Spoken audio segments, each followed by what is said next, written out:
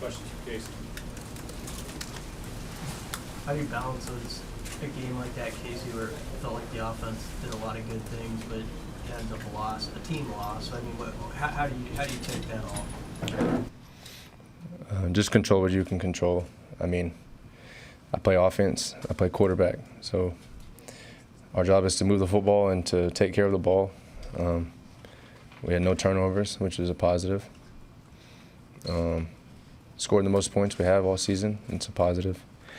We stayed together. We ran the ball well. It was a positive. We spread the ball around receiver. I think we were in good shape for 4 quarters. I mean, the line. I mean, we weren't tired. So I mean, there's a lot positive, like you said. At the end of the day, the team that wins scores the most points. So got to score more points.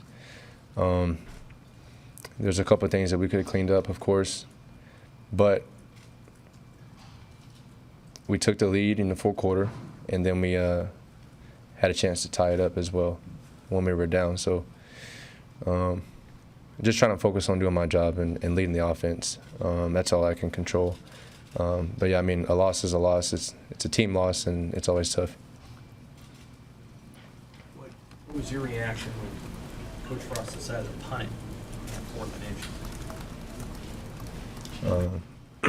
Like I said, honestly, when they call the punt team out, I just go off the field and I immediately go talk to the offense. So I don't question any of the play calling, and the coaches just get paid to coach. And I mean, we're here to play ball, so I never question any of the calls.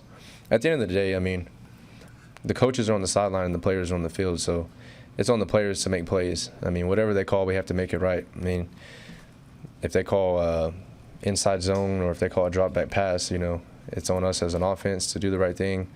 On defense, it doesn't matter if they run cover 1, cover 3, cover 4. Every play is designed to execute, so including special teams. So we should be able to execute anything that's called.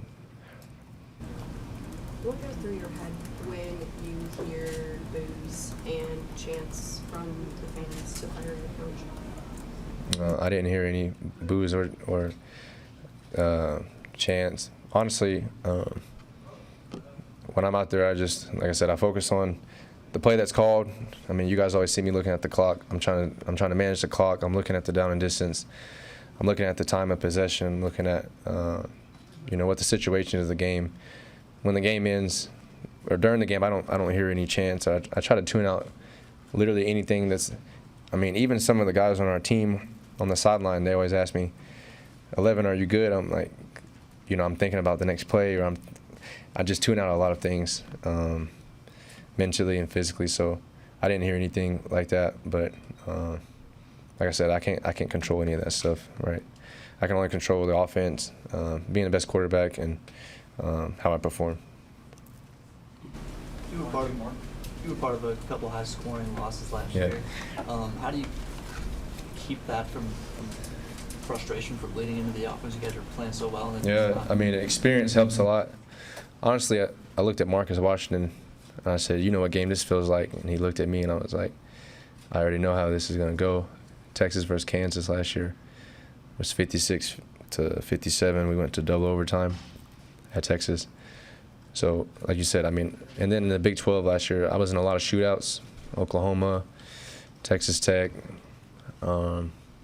Baylor. I mean, there's a lot of shootouts that I've played in. So, if anything, it gave me a little bit of comfort and peace knowing that I've been in situations before, and having the experience helps a lot.